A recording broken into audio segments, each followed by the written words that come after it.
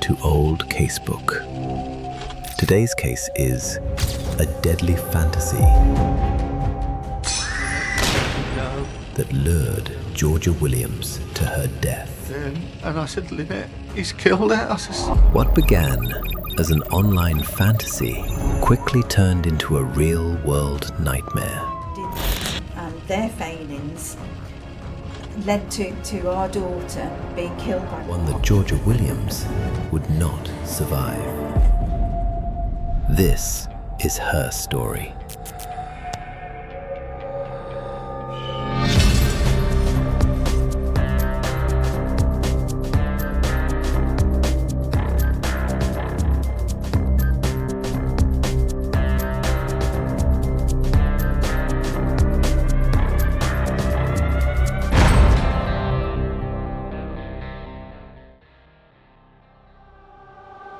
Georgia Williams, a cadet with the West Mercia Air Force, was last seen at around 7:30 on Sunday evening after leaving her family home in Wellington.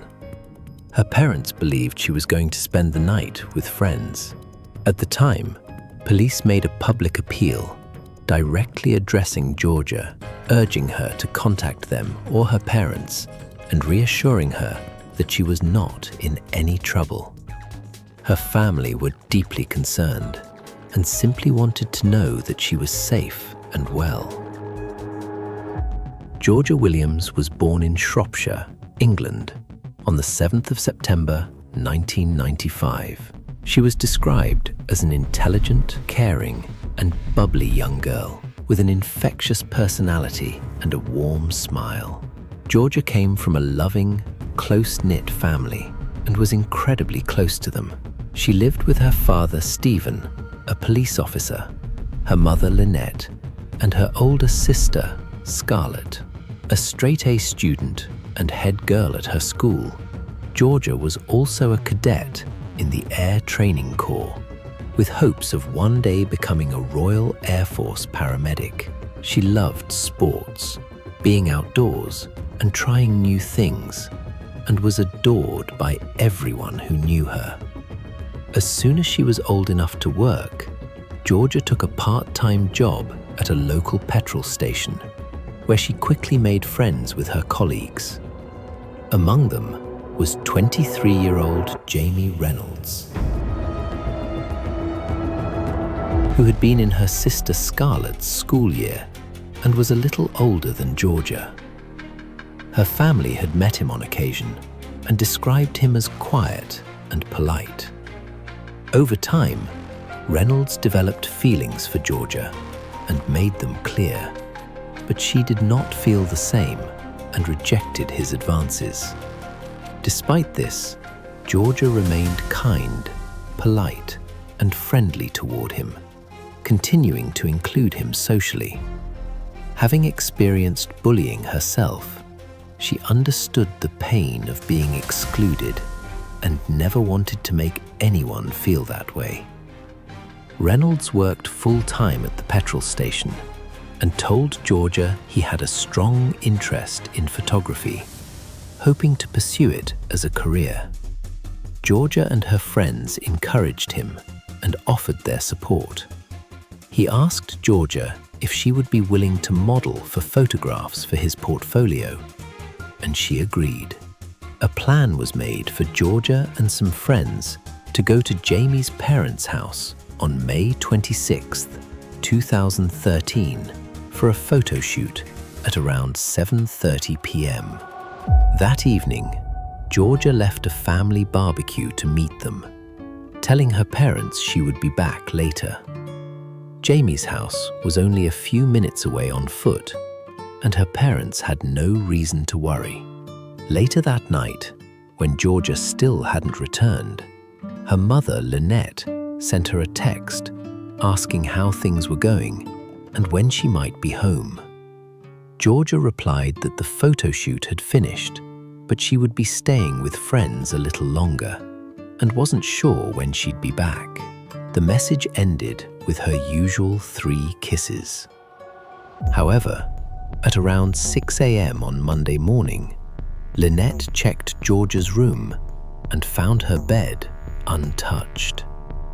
Concerned, she sent another message asking where she was. A few hours later, Georgia replied, saying she had lost track of time, stayed at a friend's house, and forgotten to message.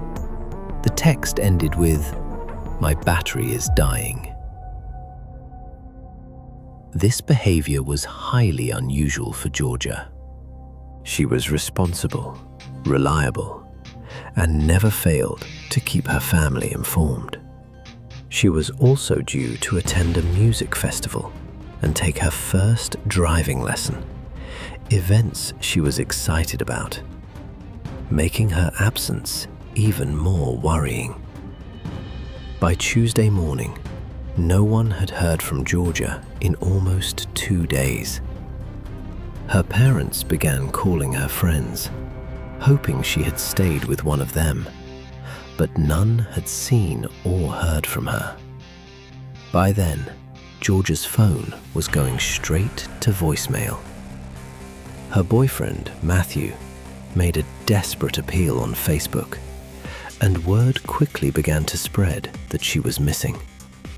Her parents went straight to the police, but the only information they had was that she had spent her evening with Jamie Reynolds. When police ran a routine background check on Reynolds, they immediately became concerned.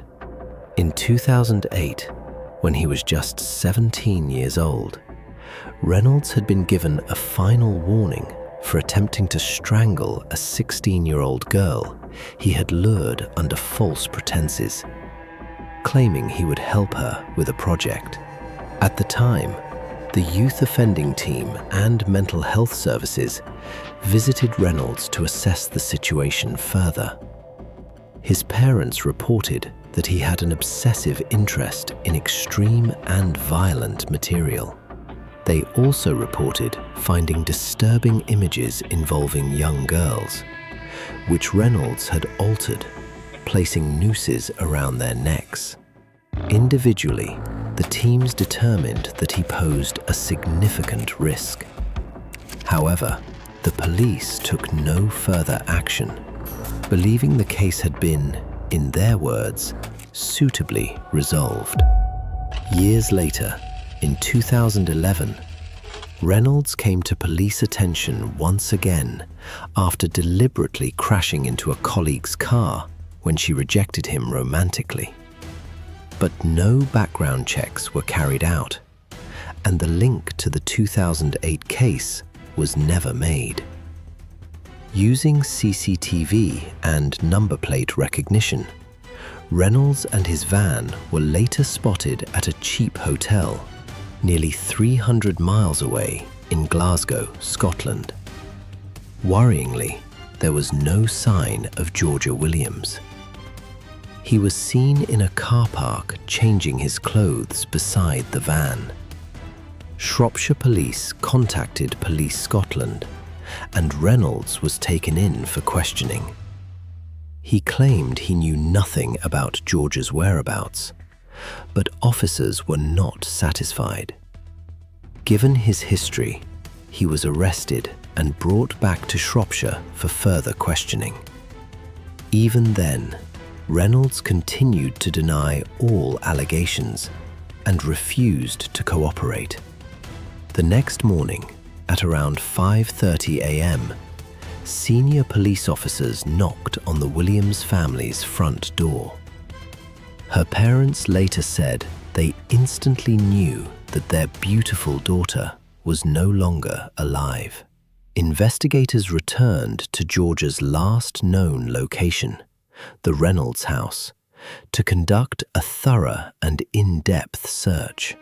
What they discovered horrified even the most experienced officers. Inside the house, police found Reynolds' camera containing a memory card. It was clear that someone had attempted to erase its contents, but fortunately, the effort had failed. What remained revealed the horrific truth of what had happened to Georgia Williams. The images showed her forced onto a box with a noose around her neck. Reynolds had kicked the box away, hanging her. She was photographed in this state throughout the house. The material also revealed further serious criminal acts carried out by Reynolds and recorded by him. Reynolds was charged, but he still refused to tell police where Georgia's body was. Detective Sergeant Hopwood, who assisted in the case, later described Reynolds as someone who was playing games.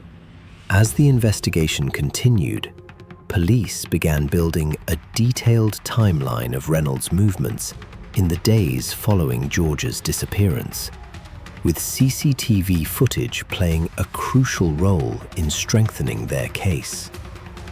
A day after Georgia went missing, Jamie Reynolds was spotted on camera filling up his van with fuel.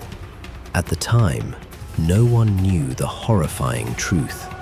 Georgia was already dead, and her body was in the back of that van. After killing her, Reynolds drove nearly 60 miles to Wrexham in Wales, where he casually stopped to watch a movie at a cinema. He chose a Fast and Furious film, the same movie he had been trying to persuade Georgia to watch with him, as if nothing had happened. With Reynolds already in custody, police appealed to the public for help, urgently seeking information about a specific vehicle. They focused attention on a high-roof white van, registration CX06ESV. The last confirmed sighting of the van was around 5 p.m. in Wrexham, North Wales, and then again at 10:30 p.m. that same evening in Queensferry, Cheshire, heading north. This left a critical gap of about 5.5 hours, and police were desperate to know where the vehicle had been during that time.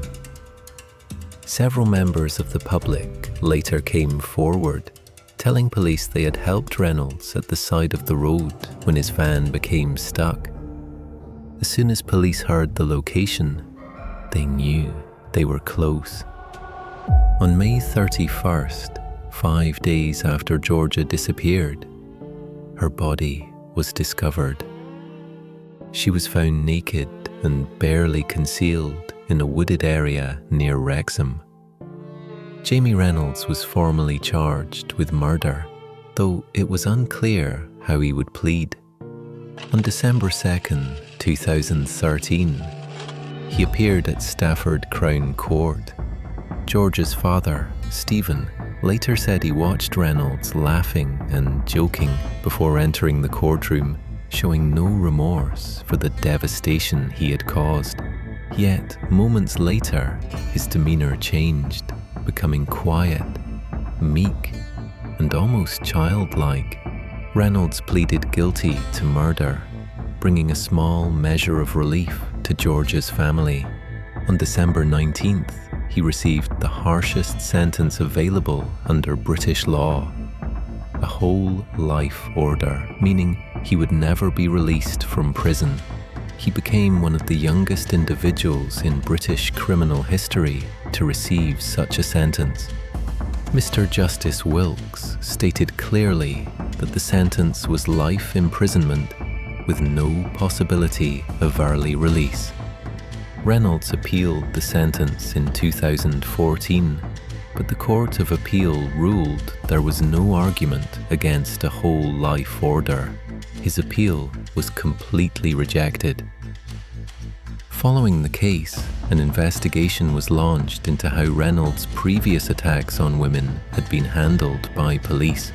As a result, 6 officers from West Mercia Police were served misconduct notices relating to a 2008 case.